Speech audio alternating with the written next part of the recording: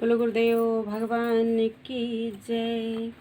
प्यारे कृष्ण कन्हैया लाल की जय। श्रीमद्भागवते चतुर्थ स्कंधे अध्याय अथ पंचविंशो अध्यायः। श्री मैत्रेय उवाच। इति सन्देश्य भगवान् बार्हिषदैरभिपूजितः पश्यतां राजपुत्राणां तत्रैवान्तर्दधे हरः।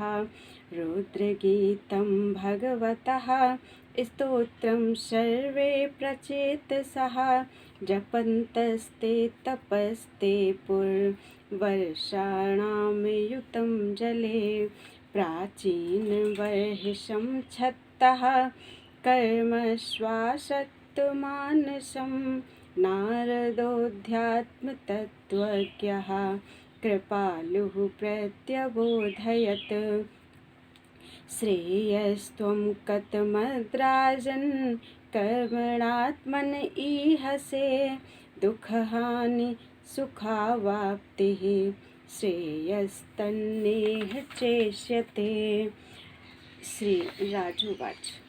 न जानामि महाभाग परं कर्पापविद्धधि ब्रूहि मे विमलं ज्ञानं येन मुच्येय कर्मभिः। ग्रहेषु कूटधर्मेषु पुत्रदारधनार्थधीः न परं विन्दते मूढो भ्राम्यन् संसारवर्त्मसु। श्री नारद उवाच। भो भोः प्रजापते राजन् पशून् पश्य त्वयाध्वरे संज्ञापितान् जीवसङ्घान् निग्रहेण सहस्रशः।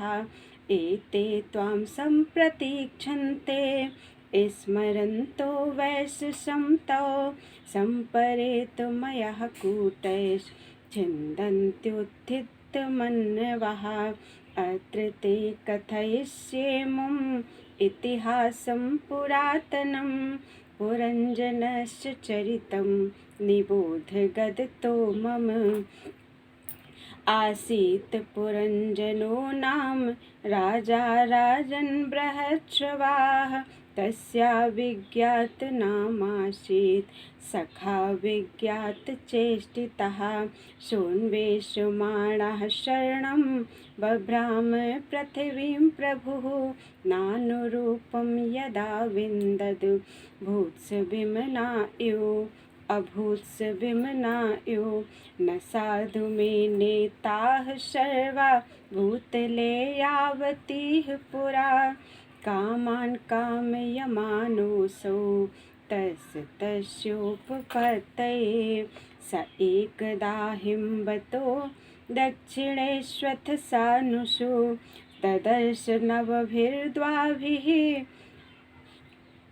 पुरं लक्षितलक्षणां प्राकारोपवनाट्टाल परिखैर्छतोरणैः स्वर्णरोप्यायसैः शृङ्गैः सङ्कुलां सर्वतो ग्रहैः नीलस्फटिकवैदूर्ये मुक्तामरकतारुणैः क्लृप्तहर्म्यस्थलीं दीप्तां श्रिया भोगवतीमिव सभाचत्वररथ्याभिराक्रीडायतनापडैः चैत्यध्वजपताकाभिर्युक्तां वेद्रुमवेदिभिः। पुर्यास्तु ब्राह्मोपवने दिव्यद्रुमलताकुले नदविहङ्गालिकुलकोलाहलजलाशये हिमनिर्झरविप्रुष्मत कुसुमाकरवायुना चलत प्रवालविटप नलिनीतटसम्पदि। नानारण्यमृगवातैर्नावाधे मुनिव्रतैः आहूतं मन्यते पान्थो यत्र कोकिलकूजितैः यदृच्छया गतां तत्र ददर्श प्रमदोत्तमां भृत्यैर्दर्शभिरायान्त इमे कैकशतनायकैः पञ्चशीर्षाहिना गुप्तां प्रतिहारेण सर्वतः अन्वेषमाणामृषभम्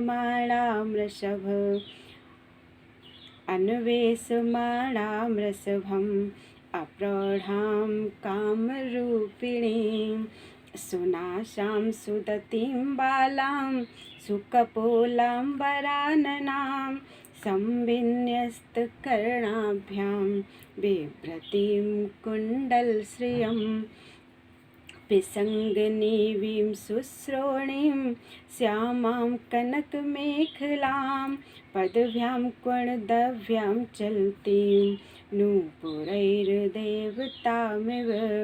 स्तनौ व्यञ्जितकैशोरौ संवृत्तौ निरन्तरौ वस्त्रान्तेन निगूहन्तीं व्रीडया गजगामिनीं तामाह ललितम्बीरः सव्रीडस्मितशोभनां स्निग्धेनापाङ्गपुङ्खेन स्पृष्टः प्रेमोद्भ्रमद्भ्रुवा का त्वं कज्जलपाशाक्षी त्वं कज्जपलासाक्षी कस्यासीः कुतः सती इमामुपपुरीं भीरु किं चिकीर्षसि संसमे का एतेनुपथायेता एकादश महाभटाः एतावाललनाः शुभ्रू कोऽयं ते हि पुरः शरः त्वं ह्रीर्भवान्यस्थवाग्रमापतिं विचिन्तवन्ती किं मुनिवद्रहो वने त्वदङ्घ्रिकामाप्तसमस्तकामं क्व पद्मकोशः पतितः कराग्रात् नासाम्बरोर्वन्यतमा भुविस्पृक् पुरीमिमां वीरवरेण साकम् अर्हस्य लङ्कर्तुं मद्भ्रकर्मणा लोकं परं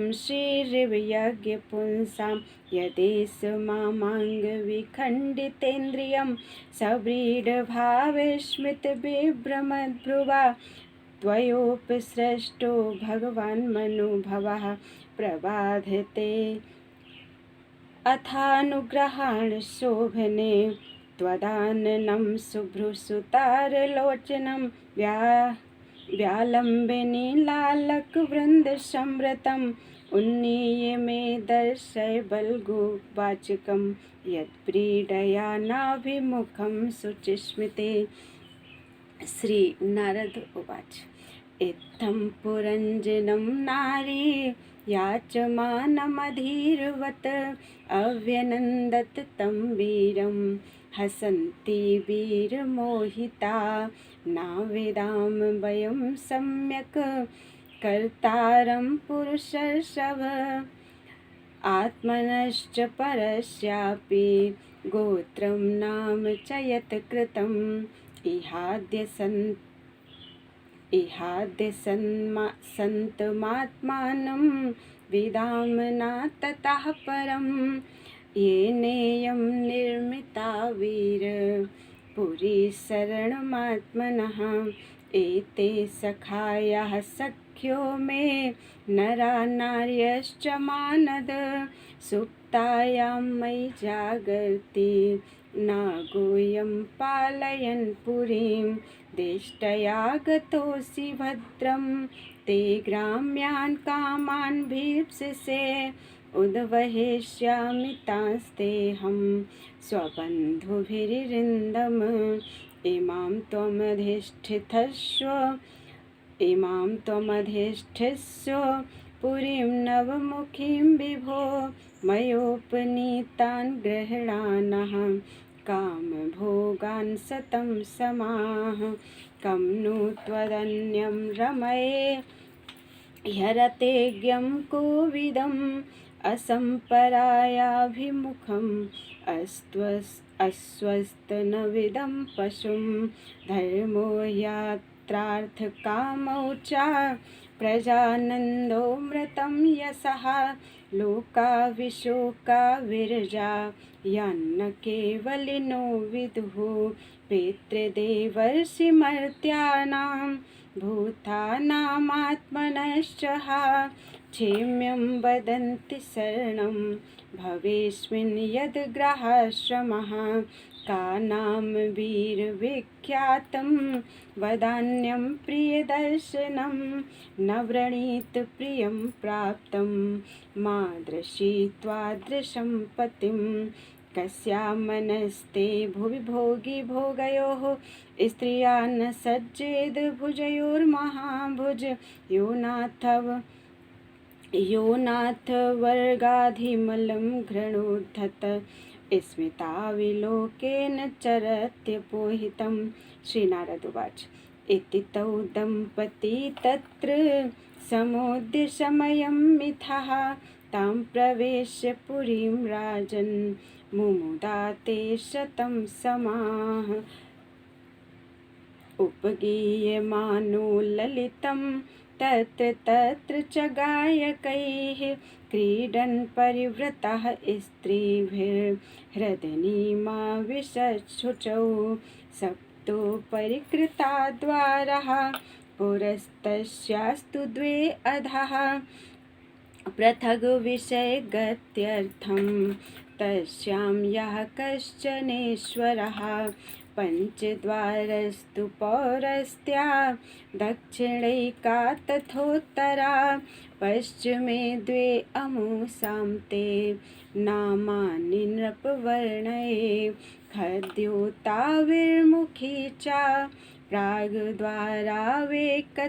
निर्मिते विभ्राजितं जनपदं याति ताभ्यां द्युमत्सकः नलिनी लालिनी च प्राग्द्वारावेकत्र निर्मिते अवधूतसखस्ताभ्यां विषयं याति सौरभं मुख्यानां पुरस्ताद् द्वास्तयापणबहुदनौ विषयो याति पुरराड्र सज्ञविपणान्वितः पितृहुर्नृपपुर्या द्वारदक्षिणेन पुरञ्जनः राष्ट्रं दक्षिणपञ्चालं याति श्रुतधरान्वितः देवहुर्नां पुर्या उत्तरेण पुरञ्जनः राष्ट्रमुत्तरपञ्चालं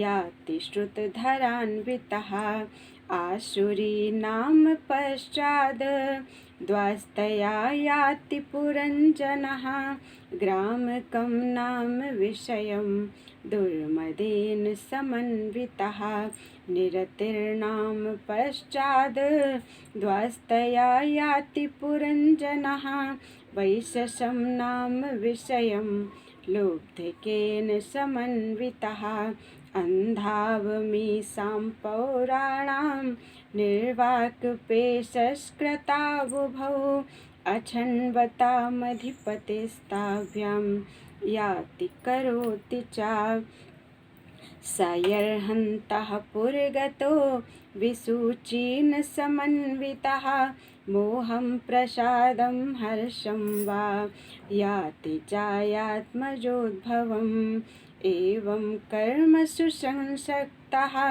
कामात्मा वञ्चितो बुधः महिषी यद्यदीहेत् तत्तदेवान् ववर्तत क्वचित् पिबन्त्यां पिबति मदिरां मदविह्वलः अश्नत्यां क्वचिदश्नाति जगत्यां सहजक्षिति क्वचिद् गायति गायन्त्यां रुदत्यां रुदति क्वचिद् हसन्त्यां हसति